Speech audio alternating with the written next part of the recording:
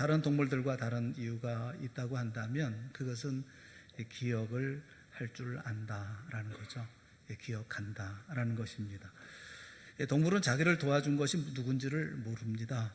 내게 어제 바나나를 하나 건네준 원숭이가 어떤 원숭이인지 구분을 못하죠.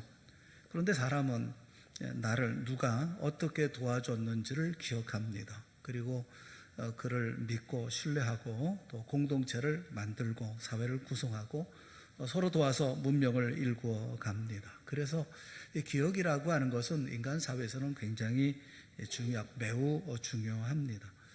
요즘 사회와 공동체가 깨져나가는 이유는 그런 기억이 없거나 또 기억을 하려고 하지 않기 때문에 그런 거죠. 부모와 자식, 그리고 스승과 제자, 또 친구 간의 우정, 이거 다 무너지는 이유는 기억이 없기 때문에 그렇습니다. 기억을 버리거나 기억을 하지 않기 때문에 그렇죠. 기억한다면 그럴 수 없는 일들이 세상에는 너무 많이 벌어지고 있습니다. 성경을 읽다가 충격적인 말씀을 좀 보았는데 고린도전서 15장 34절 말씀에 이런 말씀이 있어요. 깨어 의를 행하고 죄를 짓지 말라. 그리고 이어서 어떤 말씀을 하고 있느냐 하면 하나님을 알지 못하는 자가 있기로 내가 너희를 부끄럽게 하기 위하여 말하노라. 이 고린도전서는 고린도 교회에 보낸 편지입니다. 그런데 교회 안에 하나님을 알지 못하는 자가 있기로, 교회 하나님을 알지 못하는 자가 있다, 그렇게 말씀을 해요. 어떻게 교회 안에 하나님을 알지 못하는 자가 들어와 있는 것일까요? 교회가 시끄럽고 복잡해지는 이유가 뭡니까? 하나님을 기억하기는커녕 알지도 못하고 또 하나님에 대한 아무런 생각도 없는 사람들이 교회에 들어와 있기 때문입니다. 여러분은 하나님을 아는 분들입니까? 기억한다고 하는 것은 무엇인가를 만들어 나갈 때, 특별히 공동체를 만들어 나갈 때, 그리고 서로 관계를 이어 나갈 때 정말 중요한 것이죠. 여러분에게 질문을 하나 드리고 싶어요. 그것은 여러분 성경에서 가장 기억에 남는 인물이 누굽니까? 누구를 기억하십니까? 물론 예수님을 말할 것도 없지만 예수님을 제외하고 예수님 빼고 성경에 수많은 사람이 등장하잖아요. 그분들 가운데 여러분들은 누구를 기억하십니까? 또 누가 가장 인상 깊게 마음속에 남아 있습니까? 제 마음에 이런저런 생각으로 마음에 먹구름이 가득할 때 늘 떠오르고 늘 기억하는 분이 계십니다. 성경을 보면서 참 존경하고 사모하는 분이에요. 그분은 이름이 없는 선지자입니다. 열왕기상 13장에 보면 하나님의 사람이라고만 소개된 이름 없는 선지자입니다. 이분은 남유다의 선지자로 북이스라엘에 보냄을 받은 분이에요. 우상제단에 분향하고 있는 북이스라엘의 왕이었던 여로보암을 향해서 경고하도록 하기 위해서 보낸 사람입니다. 이 여로보암 왕을 향해서 그렇게 경고하죠. 제단이 갈라지며 그 위에 있는 재가 쏟아지리라. 이건 징조입니다. 어떤 징조냐 하면 여로보암이 제사드리는 그 제단에 그 산당 제사장들과 사람의 뼈가 제물로 살라질 것이라고 하는 징조로 이렇게 말씀하고 있고 그 징조가 그대로 일어납니다. 이 와중에 여로보암의 손이 말라버리고 또 하나님의 사람이 기도해 주어서 또 다시 손이 성하게도 됩니다. 여로보암이 깜짝 놀라고 그를 아주 귀하게 생각해서 대접하려고 합니다. 그러자 이 여로보암 왕을 향해서 이 선지자는 이렇게 얘기를 합니다. 열왕기상 13장 8절과 9절에 있는 말씀이에요. 이 말씀을 우리 한번 같이 읽어보면 좋겠습니다. 열왕기상 13장 8절 9절 좀 말씀을 좀 띄워주시면 감사하겠습니다. 우리 같이 보겠습니다. 시작. 왕께서 왕의 집 절반을 내게 준다 할지라도 나는 왕과 함께 들어가지도 아니하고 이곳에서는 떡도 먹지 아니하고 물도 마시지 아니하리니 이는 곧 여호와의 말씀이 내게 명령하여 이르시기를 떡도 먹지 말며 물도 마시지 말고 왔던 길로 되돌아가지 말라 하셨음이니라. 딱 잘라 거절합니다. 왜냐하면 하나님이 먹지도 말라, 물도 마시지 말라, 왔던 길로도 가지 말라 이렇게 말씀하셨기 때문이라는 거죠. 그리고 거절하고 돌아갑니다. 그런데 이런 통쾌한 하나님의 말씀을 전했던 소식을 들었던 베델의 한 늙은 선지자가 이분을 아주 귀하게 생각을 하고 대접하고 싶은 마음이 생긴 거예요. 그래서 이분을 대접하려고 합니다. 물론 거절하죠. 먹지도 말고 또 마시지도 말라고 그랬으니까. 그런데 이분이 늙은 선지자가 거짓말을 합니다. 천사가, 나도 똑같은 선자다, 천사가 이렇게 시켰다라고 거짓말로 속여서 선자를 자기 집으로 초대합니다. 선자는 속아서 그런 줄 알고 대접을 받습니다. 먹지 말라고 하신 떡과 물을 먹습니다. 그리고 하나님께 징계를 받습니다. 돌아가는 길에 사자가 길에서 그를 물어 죽입니다. 그리고 나귀와 사자가 그의 시신 곁에 계속 머물러 있었습니다. 이렇게 온 이스라엘에 하나님의 말씀에 순종하지 않는 자의 본보기로 처참한 죽음을 당한 것입니다. 속아서 당한 일입니다. 벌을 받는다면 속인 사람이 벌을 받아야 마땅하지 않습니까? 내 잘못이라고 하면 어리석음밖에 없습니다. 순진한 것밖에 없습니다. 그냥 속였는데 나는 그 말을 그냥 믿은 겁니다. 그것밖에는 내가 잘못한 게 없습니다. 너무 억울하지 않습니까? 온갖 원망도 불평도 있을 수가 있습니다. 유다 선지자입니다. 유다에서 활동하는 사람인데 북이스라엘까지 가서 말하기 힘든 왕 앞에 가서 목숨 걸고 주의 말씀에 순종했습니다. 그런데 기껏 먹고 마시는 문제 때문에 죽게 한다. 이게 너무 억울하지 않습니까? 원망도 있을 것이고 불평도 있을 것이고 그리고 서운함도 있겠죠. 그런데 이 이름 없는 이 하나님의 사람은 단 한마디의 원망도 불평도 없습니다. 그 모든 하나님의 징계를 그냥 받습니다. 그게 자신이 가야 할 길임을, 그리고 자신에게 주어진 마지막 소명이라고 하는 것을 담담하게 받아들입니다. 그리고 그 가는 길에서 사자를 만나서 물려 죽습니다. 저는 믿어요. 주님은 이 하나님의 사람을 천국에서 기쁘게 맞아주실 것이라고 저는 믿습니다. 제가 힘들 때는 늘 이분을 생각을 해요. 제가 마음을 잡지 못할 때는 이분을 기억합니다. 그리고 제 자신을 다시 돌아봅니다. 여러분은 어떤 사람을 기억하시나요? 반면에 이스라엘에 그렇게 사랑했던 다윗이 했던 일은 좀 유감스럽습니다. 압살롬이 반란을 일으켰을 때 다윗은 부하 장수에게 압살롬을 죽이지 말아달라, 너그럽게 대해달라라고 당부를 합니다. 그런데 부하 장수인 요압이 압살롬을 죽입니다.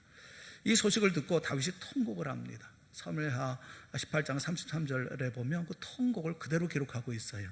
내 아들 압살롬아, 내 아들 압살롬아, 차라리 내가 너를 대신하여 죽었다면 압살롬 내 아들아, 내 아들아, 통곡합니다. 그것을 아는 이스라엘 백성들도 같이 슬퍼합니다. 그런 모습을 본 요압이 분노합니다. 분노해서 다윗에게 들어가서 그리고 왕을 협박하고 몰아붙입니다. 왕이시여, 당신은 압살롬이 살고 우리가 다 죽었더라면 조구실 뻔했겠습니다. 일어나십시오. 나가십시오. 그리고 왕의 부하들의, 이제 전쟁 치르고 돌아온 왕의 부하들의 마음을 위로하여 말씀하십시오. 만일 나가지 않는다고 한다면 우리가 왕의 곁을 다 떠나가겠습니다 라고 협박을 하죠. 공갈을 합니다. 다윗은 할 수 없이 일어나서 백성들을 맞이하러 나아갑니다. 이 당시 다윗의 마음이 얼마나 처연했을까 싶어요. 사랑하는 아들을 죽고, 그리고 나가서 또 웃는 얼굴로 백성들을 위로하고 격려하고 잘했다 라고 얘기를 해야 되니 피눈물 나는 그런 시간이 아니었겠습니까? 그런데 열왕기상 2장 5절과 6절 말씀을 보면 다윗이 죽을 때가 되어서 자신에게 왕위를 물려받은 아들 그 솔로몬에게 유언을 합니다. 그 유언에 뭐라고 유언하느냐면 그 요압을 죽여라, 그렇게 유언을 합니다. 솔로몬은 아버지의 유언대로 요압을 죽입니다. 그 왜 그렇게 했을까요? 참 유감스럽다, 그런 생각이 들어요. 다윗은 유언하면서 힘써 대장부가 되라 이렇게 유언을 합니다. 여호와의 명령을 지켜라, 그리고 하나님의 약속의 말씀을 지켜라, 하나님께서 우리에게 이렇게 약속하셨다, 이렇게 유언을 해요. 여기까지 유언했더라면 얼마나 좋았겠어요. 그런데 유언의 말미에 아마도 마지막 순간에 그의 마음속에 쌓여 있었던 감정, 완한, 이것이 폭발한 것 같아요. 그래서 그 얘기를 합니다. 나를 위협했던, 나를 겁박했던 이 요압을 죽이고 나를 선대했던 길라 바르실레 아들들에게는 은총을 베풀고, 내가 압살롬 때문에 피난을 할 때 저주했던 시므이 그도 죽여라, 그렇게 마지막 유언에 덧붙여서 유언을 합니다. 그 결과가 무엇이었을까요? 요압과 시므이를 다 솔로몬이 죽입니다. 그리고 난 후에 열왕기상 2장 46절은 이렇게 말씀을 해요. 이에 나라가 솔로몬의 손에 견고하여 지니라. 이에 나라가 솔로몬의 손에 견고하여 지니라. 이 말씀 꼭 기억하세요.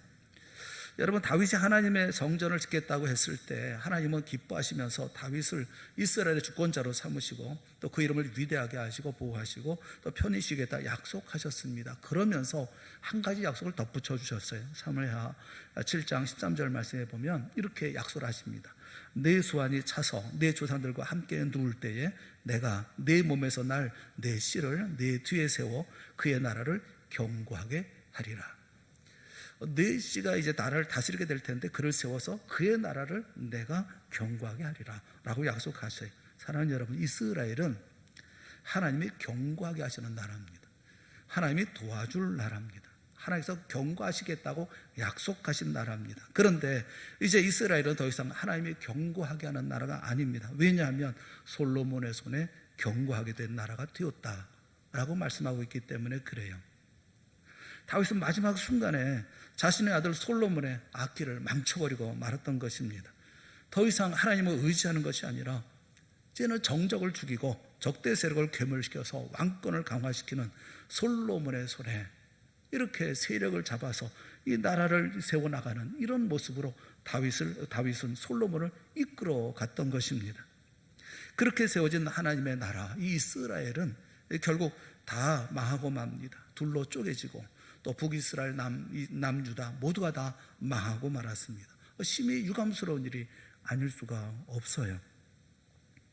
왜 이렇게 했을까? 그 마음속에는 원한을 왜 아들에게 얘기를 해서 내 손으로 아니라 아들의 손으로 그를 죽여야만 됐었을까 하는 생각이 들어요. 오늘 본문의 말씀 가운데도 엘리야에 대한 유감스러운 행동에 대해서 말씀을 합니다. 엘리야가 누굽니까? 성경에는 길르앗에 우거하는 자 중에 디셉 사람 엘리야라고 소개를 합니다. 아무런 선언도 없습니다. 돌연 어두운 역사의 무대에 등장한 인물이 엘리야입니다. 엘리야는 갈멜산에서 바알의 선지자들과 극적인 대결 속에 승리를 거둔 위대한 하나님의 사람입니다. 그리고 불수레를 타고 승천한 죽음을 보지 않고 하늘로 올리운 사람입니다. 비숍 홀은 이렇게 엘리야를 평했어요. 철저하게 부패한 당시의 세대를 위해 예비된 가장 탁월한 하나님의 선지자, 이렇게 평했습니다. 구약 성경을 통해서 잊을 수 없는 대표적인 두 영웅적인 인물들을 손꼽으라고 하면 한 사람은 모세이고 또 한 사람은 엘리야일 것입니다. 예수님이 변화산에서 만났던 사람이 두 사람인데 바로 모세와 엘리야였습니다. 그런 엘리야가 오늘 본문의 말씀에 보면 대단히 유감스러운 일을 벌입니다. 여기 흥미로운 것은 이세벨이 하고 있는 말이에요. 아합이 엘리야가 갈멜산에서 행한 일, 하늘에서 불이 내려와서 제단을 살라버리고 그리고 기손 시내가에서 바알의 선지자들을 다 죽인 일을 자기 아내인 이세벨에게 말합니다. 그러자 이세벨이 사신을 엘리야에게 보내죠. 그러면서 이렇게 말합니다. 열왕기상 19장 2절에 있는 말씀이에요. 우리 한번 같이 읽어보죠. 다 같이 시작. 내가 내일 이맘때에는 반드시 내 생명을 저 사람들 중 한 사람의 생명과 같게 하리라. 그렇게 하지 아니하면 신들이 내게 벌 위에 벌을 내림이 마땅하니라. 여러분, 이상하지 않아요? 궁금하지 않아요? 전 많이 궁금하더라고요. 왜 내일일까? 내가 내일 이맘때에는 반드시. 지금 분노하고 부들부들 떨고 있는 이세벨이 지금 당장 오늘이라고 말하지 않고 왜 내일로 미루고 있을까요? 몇 가지 현실적인 이유가 있을 거라고 생각합니다. 그냥 제 생각이, 첫째는 지금 비가 내리고 있잖아요. 가뭄 끝에 단비가 내리고 있습니다. 백성들은 모두가 하나님의 은혜의 단비를 누리고 있어요. 그리고 하나님을 찬송하고 감사하고 기뻐하고 있어요. 지금 일을 벌일 수는 없습니다. 이 일들을 행했던 엘리야를 죽인다는 것은 낭패가 될 수가 있습니다. 그래서 내일, 오늘은 못하지만 내일이라고 말했을 거예요. 또 한 가지 이유가 있다고 한다면 백성들은 이제 안심하고 돌아갑니다. 비가 왔으니까 이제는 생업에 몰두할 수가 있고 그리고 자신의 일을 할 수가 있습니다. 이제 급하고 어려운 일은 해결이 됐어요. 그렇다고 하면 이제는 다 잊어버리고 하나님도 하나님의 은혜도 다 잊어버리는 그 시간은 하루면 충분하다는 것이죠. 어떻게 하루면 은혜를 다 잊을 수가 있습니까? 어제 받은 은혜를 어떻게 그 다음날 잊어버릴 수가 있습니까? 여러분, 우리를 보면 알잖아요. 하루가 뭡니까? 그 순간만 지나면 다 잊어버리잖아요. 은혜고 뭐고 다 잊어버리고 살지 않습니까? 백성들이 자신의 안위만을 걱정하게 됐을 때 엘리야를 이세벨이 엘리야를 죽이든 말든 그로 말미암아 내가 위험 가운데 빠지지 않으려고 하는, 상관하지 않는 그러한 자리에 가게 되는 것은 내일이면 충분하다 생각하지 않았겠습니까? 또 내가 준비가 되면 이런 여러 가지 이유가 있겠죠. 사진을 보낸 것도 참 그래요. 왜 사진을 보냈을까? 그냥 내일 그냥 고행하지. 그 사진을 보낸데도 이유가 있을 거예요. 지금 내 분노를 전하지 않으면 내가 견딜 수가 없으니까 내가 이 마음을 전해야 되겠으니까, 또 스스로의 결점을 공고하도록 하기 위해서, 또 되돌릴 수 없는 국가적인 일로 공포하기 위해서 이렇게 해서 사진을 보내놓고 그 다음에 나 반드시 행할 거다 이렇게 얘기하는 것은 아닐까 싶어요. 이게 흥미롭다는 생각이 듭니다. 이세벨은 악한 여인이니까 그렇다 치고 정말 유감스러운 것은 이에 대한 엘리야의 행동이에요. 엘리야의 행동이 참 유감스럽다. 저는 이 가운데 엘리야가 행했던 일을 보면서 8가지 유감스러운 일이 있다 하는 생각이 들어요. 엘리야의 8대 유감, 이렇게 생각을 해봤습니다. 3절부터 5절에 있는 말씀을 우리 같이 한번 읽어보면서 뭐가 유감스러울지 한번 좀 찾아보면 좋겠어요. 3절부터 같이 말씀을 보겠습니다. 시작. 그가 이 형편을 보고 일어나 자기의 생명을 위해 도망하여 유다에 속한 브엘세바에 이르러 자기의 사환을 그곳에 머물게 하고 자기 자신은 광야로 들어가 하루길쯤 가서 한 로뎀나무 아래에 앉아서 자기가 죽기를 원하여 이르되 여호와여 넉넉하오니 내 생명을 거두시옵소서. 나는 내 조상들보다 낫지 못하니이다 하고 로뎀나무 아래에 누워 자더니. 찾아보셨어요? 유감스러운 일이 뭘까요? 저는 8가지 유감스러운 일이 있다는 생각이 들어요. 첫째는 이 형편을 보고, 시작부터 그렇습니다. 유감스러워요. 이 형편을 봅니다. 엘리야가 본 형편은 어떤 형편이었습니까? 이세벨이 협박하고 겁박하는 형편이었습니다. 자신을 죽이겠다고 위협하는 형편을 봅니다. 얼마 전에 아합을 만났을 때 아합이 이 엘리야를 향해서 이스라엘을 괴롭게 하는 자여 너냐라고 고압적이고 위협적으로 고함을 칠 때 아합을 향해서 맞대응하면서 맞고함을 칩니다. 내가 이스라엘을 괴롭게 한 것이 아니라 당신과 당신의 아버지의 집이 괴롭게 하였으니 이는 여호와의 명령을 버렸고 당신이 바알들을 따랐음이라 라고 맞고함을 쳤던 엘리야가 아니었습니까? 그리고 갈멜산에서 여호와의 불이 내려와서 제단의 번제물을 다 태우고 도랑의 불도 다 태워버린 일을 경험했던 엘리야가 아닙니까? 그런데 지금은 다른 형편입니까? 하나님과 함께할 때는 당당하던 엘리야가 왜 하나님을 보지 않고 위협하는 이세벨을 보았느냐는 거예요. 왜 이 형편을 보느냐는 겁니다. 하나님을 보지 않고 왜 이 형편을 보느냐는 거예요. 오병이어의 기적 후에 예수님은 제 아들을 건너편 베세다로 가게 하셨습니다. 바다를 건너가게 하셨습니다. 그런데 폭풍이 몰아닥친 것이죠. 이로 말미암아 제 아들이 고난을 당했다, 그렇게 말씀을 해요. 그런데 밤 4경쯤에 예수님께서 바다 위로 걸어오시면서 안심하라, 나다, 두려워하지 말라라고 말씀합니다. 그러자 베드로가 주여, 만일 주님이시거든 나를 명하사 물 위로 오라 하소서라고 말합니다. 그 이후에 벌어진 일에 대해서 마태복음 14장 29절부터 31절에 말씀하고 있어요. 우리 한번 같이 읽어보겠습니다. 시작. 오라 하시니 베드로가 배에서 내려 물 위로 걸어서 예수께로 가되 바람을 보고 무서워 빠져가는지라 소리질러 이르되 주여 나를 구원하소서 하니 예수께서 즉시 손을 내밀어 그를 붙잡으시며 이르시되 믿음이 작은 자여 왜 의심하였느냐 하시고 배에 함께 오름에 바람이 그치는지라. 뒤에 있는 말씀도 보여주셔야지 반만 보여주시면 어떻게 하라는 거예요? 예수님이 바람을 보고 무서워 물에 빠져가는 베드로를 붙잡으면서 믿음이 작은 자여 왜 의심하였느냐, 이 사건은 여러분 잘 아시죠? 베드로가 무엇을 보고 물에 빠져들어갑니까? 바람을 보고 무서워. 왜 처음처럼 예수님만 바라보지 못하고 흉흉하게 불어닥치는 바람을 본 것일까요? 엘리야는 왜 하나님을 바라보지 않고 이 형편을 본 것일까요? 여러분은 뭘 보고 계십니까? 하나님을 보고 계십니까? 이 형편을 보고 계십니까? 우리 뭘 봐야 할까요? 사도행전 2장 17절 말씀해 보면 이렇게 말씀해요. 하나님이 말씀하시기를 말세에 내가 내 영을 모든 육체에 부어주리니 너희의 자녀들은 예언할 것이요 너희의 젊은이들은 환상을 보고 너희의 늙은이들은 꿈을 꾸리라. 성령을 보내주실 터인데 성령의 사람들은 뭘 봅니까? 자녀들은 미래를 봅니다. 미래를 예언할 것이요, 젊은이들은 환상을 봅니다. 늙은이들은 꿈을 꿉니다. 우리가 뭘 봐야 되겠습니까? 형편을 봐야 되겠습니까? 하나님과 하나님의 뜻, 하나님께서 우리에게 펼쳐질 미래를 봐야 되겠습니까? 민수기 22장에 보면 그 말 못하는 나귀도 손에 칼을 빼들고 있는 천사를 봅니다. 그런데 하나님의 선지자라고 불리는 발람은 길을 피해서 담쪽으로 피하는 나귀를 보고 승질을 내면서 채찍질을 합니다. 여러분, 제대로 보지 못하면 유감스러운 인생이 될 수밖에 없습니다. 사랑하는 여러분, 내게 닥친 형편만 보지 마십시오. 그러면 유감스러운 판단과 결정을 하게 되거나 또 유감스러운 삶을 살 수밖에 없게 되어집니다.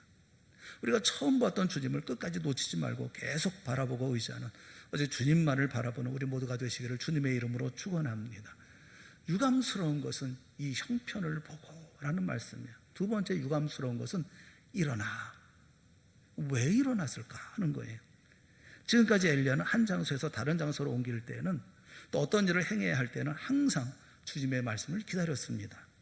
새로운 행동을 시도할 때마다, 새로운 계획을 시도할 때마다, 새로운 환경에 접근할 때마다, 또 새로운 상황 속에 들어갈 때마다 엘리야는 하나님의 말씀에 임한 후에 행동했어요. 그런데 이세벨이 엘리야에게 목숨을 잃을 것이라고 협박을 했을 때 왜 주님의 말씀을 기다려보지도 않고 그 자리에서 일어난 것일까요? 왜 그 자리에 앉아서, 그대로 앉아서 하나님의 말씀을 기도하며 기다리지 않고 좌불안석하면서 불안해하고 있는 것입니까? 우리도 때때로 실패할 때, 우리가 넘어지려고 할 때 그 원인을 잘 살펴보시면 그럴 때마다 분명한 원인 중에 하나가 뭐냐면 하나님의 말씀을 기다리지 않는다는 거예요. 우리는 주님의 말씀에 의지해서 또 주의 말씀에 따라서 우리가 행동하지 않습니다. 새롭고 듣기 어려운 상황에 처할 때에 자기 자리를 지키고 가만히 주님, 제가 이런 상황에서 어떻게 행해야 할지 제게 가르쳐 주시옵소서 기도하고 성경을 펼쳐보고 주의 뜻을 찾는 우리 모두가 될 수 있기를 주님의 이름으로 축원합니다. 여러분, 엘리야를 보세요. 하나님의 말씀이 임하여 움직이던 그가 두려움 속에서 하나님의 말씀을 기다리지 않습니다. 그 자리에 가만히 앉아있지를 못합니다. 그것이 그가 위기 속에 패배하는 원인이에요. 무슨 일을 하든지 그 일을 시작하기 전에 주님의 말씀을 기다리십시오. 시편 119편 105절에 뭐라고 말씀하고 계십니까? 주의 말씀은 내 발에 뭐예요? 등이요 내 길에 빛이니이다. 주의 말씀은 내 발에 등입니다. 내 길에 빛입니다. 말씀 없이 하루를 시작하지 마십시오. 말씀 없이 한 달의 삶을 계획하지 마십시오. 말씀 없이 새로운 환경과 새로운 과제 앞에 도전하지 마십시오. 하나님의 말씀으로 충만해서 말씀에 의해서 사고하고 생활 전체가 지배받도록 하십시오.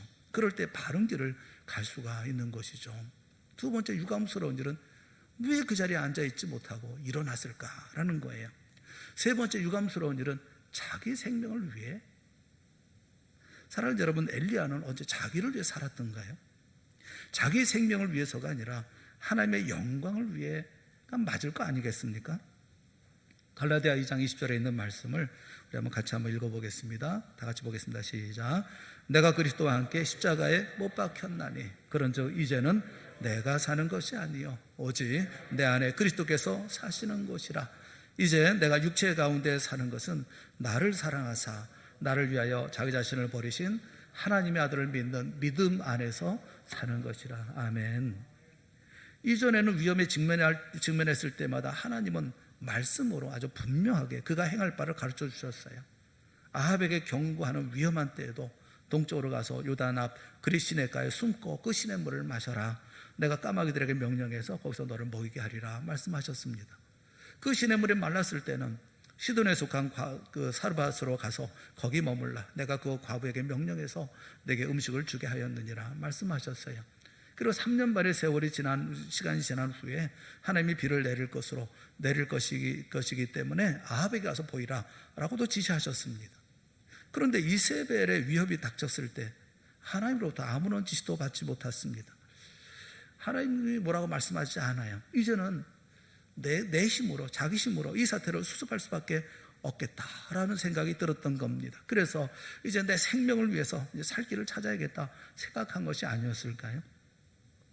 하지만 이미 말씀드렸던 것처럼 여지 그런 것처럼 하나님의 말씀을 기다려야 하지 않았을까요? 좀 더 우리가 생각해 보면 이세벨이 엘리야를 죽일 의향이 있었다고 한다면 사자를 보내서 경고만 할 것이 아니지 않겠습니까? 엘리야도 이세벨이 보낸 사자를 만났잖아요. 그 사자가 그 엘리야를 만나 그 자리에서 죽일 수도 있었다는 점을 생각하면 좀 더 신중할 수 없었을까? 좀 더 신중하게 생각할 수 없었을까 하는 그런 생각도 들어요. 네 번째 또 우리 유감스러운 것은 도망하여 라는 말씀이에요. 도망하여. 여러분 그 말씀을 쭉 보면 3절 말씀 계속이죠. 그가 이 형편을 보고 일어나 자기의 생명을 위해 도망하여. 마디마디 단어마다 다 유감스럽잖아요. 엘리야는 도망합니다. 변명이 있을 거예요. 이세벨의 겁박, 백성들의 동조, 이런 모든 걸 보면 엘리야 여태까지의 사역은 전부 허무하게 느껴졌을 것입니다. 내가 겨우 이것을 위해서 이렇게 열심히 목숨 걸고 일했나? 10절 말씀을 보면 이렇게 말씀하죠. 그가 대답하되 내가 만군의 하나님 여호와께 열심히 유별하오니. 엘리야는 여호와를 위한 열심이 보통이 아니라 유별한 사람이었습니다. 그런데 계속 이어지는 말씀을 보세요. 이는 이스라엘 자손이 주의 언약을 버리고 주의 제단을 헐며 칼로 주의 선자들을 죽였음이오며 오직 나만 남았거늘 그들이 내 생명을 찾아 빼앗으려 하나이다. 이세벨이 잡는 게 아니에요. 지금 백성들이 나를 죽이려고 한다는 겁니다. 저 하나 남았습니다. 이세벨만이 아니라 온 이스라엘이 내 생명을 찾아 빼앗으려고 합니다. 나만 남아 있습니다. 그래서 사명이건 뭐고 도망을 가야 되겠다 이런 생각을 한 거죠. 이스라엘 백성들이야 죽든 살든 뭐 상관없이. 여러분 엘리야 선지자는 그럼에도 불구하고 싸워야 되는 거 아닙니까? 그럼 하나님의 사람 아닙니까? 적어도 내가 진지는 고수해야 되는 거 아니에요? 방어해야 되는 거 아닙니까? 요한복음 16장 32절 말씀을 우리 한번 같이 읽어보겠습니다. 시작. 보라 너희가 다 각각 제 곳으로 흩어지고 나를 혼자 둘 때가 오나니 벌써 왔도다. 그러나 내가 혼자 있는 것이 아니라 아버지께서 나와 함께 계시니라. 누가 하시는 말씀이죠? 예수님이 하시는 말씀이에요. 예수님이 십자가의 고난을 당할 때가 다가오니까 예수님을 통해서 복을 받고 또 영광과 권세를 얻고자 했던 그런 제자들이 다 뿔뿔이 흩어져 버리고 맙니다. 마침내 주님은 혼자가 되셨어요. 이때 예수님께서 결국 너희들도 다 이렇게 가고 마는구나. 너희들을 가르치고 함께했던 모든 일들이 말짱할 것이구나. 나도 그만두겠다. 그렇게 말씀하지 않았어요. 뭐라고 말씀하십니까? 너희들이 다 나를 버리고 도망할 것이다. 그러나 내게는 아버지가 남아있다. 아버지가 함께 계신다. 예수님 하나님의 임재를 늘 느끼고 계셨습니다. 여러분은 혼자입니까? 여러분이 아무리 고독하고 외로운 순간이라 할지라도 주님이 나와 함께 있다는 사실을 믿고 확신하고 계십니까? 예수님은 결코 고독하지 않으셨습니다. 외롭지 않으셨습니다. 아버지 하나님이 늘 계셨기 때문에 그렇습니다. 그처럼 우리 주님은 오늘도 나와 함께 계심을 믿으시기를 주님의 이름으로 축원합니다.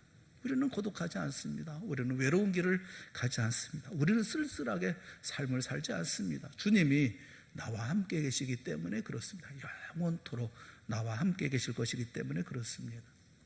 한번 돌볼에 걸려 비틀거리기 시작하며 계속 중심을 못 잡고 비틀거리는 것처럼 엘리야의 유감스러운 행동은 꼬리에 꼬리를 물고 계속 되어집니다. 여기 5번째, 자기 사환을 데리고 갔다는 것도 유감스러워요. 엘리야는 도망해서 마침내 브엘세바에 이릅니다. 브엘세바는 유다에 속한 지역이에요. 아합의 통치 영역 바뀝니다. 그런데 여기까지 도망하는데 왜 사환을 데리고 사환을 끌고 도망을 갔을까 싶어요.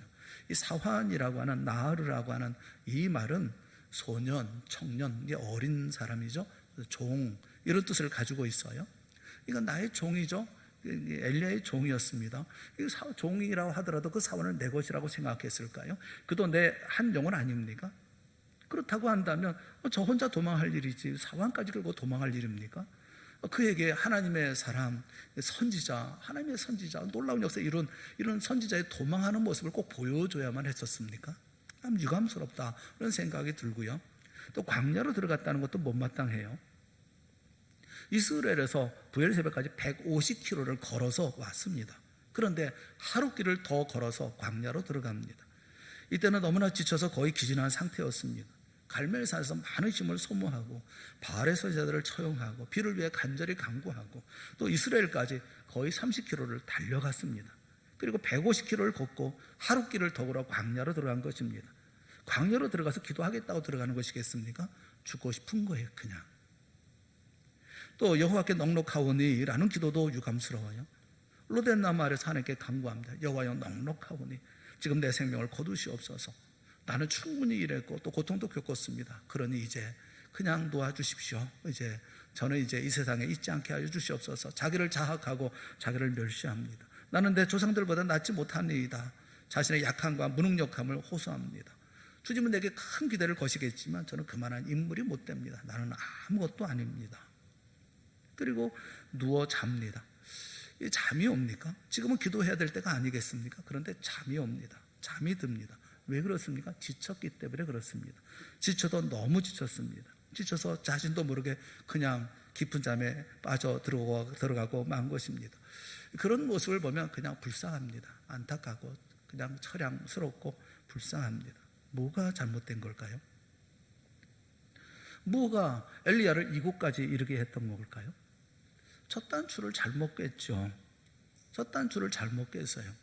이 형편을 보고, 이 형편을 보니까 일어날 수밖에 없고, 자기 생명을 위해서 도망할 수밖에 없고, 혼자 도망하기 외로우니 자기 사방까지 데리고 블레셋바까지 가서, 그것도 마음이 처절하니 광야에 들어가서 넉넉하오니 나를 죽여주십시오 라고 기도하게 되고, 여러분, 하나님을 봐야 되는 거 아니겠어요? 이 형편을 보는 게 아니라 하나님을 봐야 되는 거 아닙니까? 사랑하는 여러분 모두가 하나님을 바라볼 수 있기를 주님의 이름으로 축원합니다. 하나님을 보고, 그래서 그 자리에서 하나님의 영광을 위해서 끝까지 싸우고 함께하는 7,000명과 함께 힘을 합쳐서 주의 역사를 이루어 나가는 그런 자리가 우리 가운데 펼쳐질 것인데, 이 형편을 보니 그런 거 아니겠습니까? 열왕기상 18장 46절 말씀에 보면 여호와의 능력이 엘리야에게 임함에 그가 허리를 동이고 이스라엘로 들어가는 곳까지 아합 앞에서 달려갔더라. 이런 능력의 사람이었던 엘리야가 어떻게 이렇게 된 것일까요? 지친 겁니다. 피곤한 겁니다. 놀라운 기적과 역사 속에도 아무것도 변하지 않는 사람들에게 절망한 것입니다. 절망하고 좌절하니까 공포와 두려움이 찾아온 것입니다. 여러분, 우리도 이 갈멜산과 로덴나무 밑을 하루에도 몇 번씩 왔다 갔다 하지 않습니까? 지금 여러분은 갈멜산에 있습니까? 로덴나무 아래에 있습니까? 갈멜산에 하나님께 간구하며 기도하며 불을 간구하며 기도하고 있는 그런 믿음의 자리 가운데 서 있습니까? 아니면 로덴나무에서 이제 조카오니 내 생명을 거두어 주시옵소서라고 기도하고 계십니까? 마지막 한 가지 더, 시간이 많이 지나가서, 그런데 마지막 한 가지만 더 말씀드릴게요. 하나님의 사랑은 어떤 사랑일까? 그것만 말씀드릴게요. 여러분, 하나님은 우리를 능력으로, 기능으로 우리를 사랑하지 않습니다. 그렇게 대하지 않으십니다. 기능을 하지 못하는 것이 있다고 한다면 버리죠. 예를 들어 톱이 있어요. 톱은 나무를 썰고 그다음에 그 나무를 자르고 하는 것입니다. 근데 잘 들지를 않아요. 아무리 썰어도 나무가 잘리거나 썰리지를 않습니다. 그럼 이 톱은 쓸모가 없는 거죠. 쓸모 없으면 버려야 합니다. 쓸 데가 없기 때문에 그런 거죠. 엘리야는 자신을 기능으로 봐요. 능력으로 봅니다. 자신의 기능에 있어서 더 이상 이제는 쓸모가 없는 거예요. 뭐 할 수가 없어요. 그런데 하나님은 엘리야를 그렇게 보지 않습니다. 능력으로 보거나 기능으로 보거나 어떤 일에 쓰이고자 하는 도구로 보지 않습니다. 하나님은 그냥 엘리야를 사랑하십니다. 엘리야 그 사람을 하나님은 그냥 사랑하십니다. 그래서 위로하시고 격려하시고 사역을 맡기시죠. 어루만져 주십니다. 숯불에 구운 떡을 주고 한 병 물을 줍니다. 그 음식물의 힘을 의지해서 40자를 걸어 호렙산에 이릅니다. 그래서 엘리야가 바뀌었습니까? 안 바뀌었습니다. 엘리야는 여전히 불평합니다. 10절 말씀과 14절 말씀을 보면 동일합니다. 10절 말씀은 하나님을 보기 전에 했던 말이에요. 오직 나만 남았습니다. 그렇게 얘기를 합니다. 하나님을 만나 뵙습니다. 지진 가운데 계시지 아니하고 바람 가운데 계시지 않은 하나님을 세면 음성으로 하나님을 만납니다. 그리고 난 다음에 14절입니다. 똑같습니다. 오직 나만 남았습니다. 불평합니다. 그럼에도 불구하고 하나님은 사역을 맡기시죠. 15절에 있는 말씀이에요. 15절 말씀 우리 다 같이 함께 보겠습니다. 15절 같이 시작. 여호와께서 그에게 이르시되 너는 내 길을 돌이켜 광야를 통하여 다메섹에 가서. 중요한 말씀이 뭐냐면 돌이켜라는 돌이켜. 수부라는 말은 구약 성경에 정말 중요한 말씀이에요. 수부라는 말씀이 참 많이 나옵니다. 히브리 기자들이 또 그 다음에 이 시편 기자들이 많이 사용한 말씀이 수부라는 말이에요. 수부라는 말이 되돌아간다, 회복시킨다, 또 새롭게 한다, 철회한다, 돌이킨다, 그런 말씀이에요. 하나님은 엘리야에게 돌아가라, 회복하라, 그렇게 말씀하고 있는 겁니다. 용기를 내라, 힘을 내라 라는 말씀이에요. 사랑하는 여러분, 우리도 돌아갈 수 있기를 주님의 이름으로 축원합니다. 무너지지 마십시오. 가던 길 끝까지 가십시오. 믿음으로 행하고 소망 버리지 마십시오. 주님이 나와 함께 하십니다. 왜 형편을 보십니까? 사랑하는 여러분, 우리는 돌아가야 합니다. 이미 유감스러운 현장에 서 있는 분들, 혹은 이제 막 유감스러운 결정을 하려는 분들, 그런 분들은 다시 우리 주님을 바라보고 어디서부터 이게 잘못되어졌는지 생각하고 다시 그 자리로 돌아가십시오. 우리는 결코 혼자가 아닙니다. 7,000명이 남아 있습니다. 나를 바라보고 있는 7,000명, 이름 없이 나를 신실하게 따를 7,000명이 나에게 있습니다. 그리고 무엇보다도 하나님이 나와 함께 하십니다. 그리고 나를 사랑하시는 우리 주님 예수님이 나와 동행하고 계십니다. 우리 주님은 우리가 가진 능력과 기능 때문에 우리를 사랑하시는 게 아닙니다. 그냥 나를 사랑하시는 것입니다. 그냥 모자라면 모자란 대로, 부족하면 부족한 대로 나를 사랑하시는 것입니다. 임마누엘 주님의 사랑과 인도하심과 보호하심과 동행하심을 믿고 형편이 아니라 주님을 보고 일어나는 것이 아니라 그 자리에 그대로 앉아서 자기의 생명이 아니라 주님의 영광을 위해서 도망하는 것이 아니라 주의 말씀을 기다리고 주의 말씀대로 행하면서 신앙의 활력을 회복하고 다시 주님이 맡기신 사역을 감당하기 위해 불같이 일어서는 우리 동산의 모든 성도들이 다 되시기를 주님의 이름으로 축원합니다. 유감스러운 엘리야, 유감스러운 다윗이 아니라 끝까지 내게 주어진 길을 말없이 순종하며 나아갔던 이름 없는 한 선지자, 하나님의 사람, 그 하나님의 사람이 바로 우리 동산의 모든 성도들이 다 되어질 수 있기를 주님의 이름으로 축원합니다. 함께 기도하겠습니다. 사랑하는 하나님 아버지, 우리에게 은혜를 베풀어 주시기를 원합니다. 우리의 눈을 열어서 하나님을 보기를 원합니다. 바라보며 그 가운데 우리가 해야 할 일을 잘 감당할 수 있는 믿음의 용사들이 되게 하여 주시옵소서. 결단하고 결심하게 하여 주시옵시고 위로하고 격려받게 하여 주시옵시며 주님과 동행함 속에서 다시 한번 용기와 힘을 내어서 내일을 바라보는 저희 모두가 되게 하시고 하나님의 영광의 자리 가운데 함께 동참하는 동산의 모든 성도들이 되게 하여 주시옵소서. 예수님의 이름으로 기도드리옵나이다. 아멘.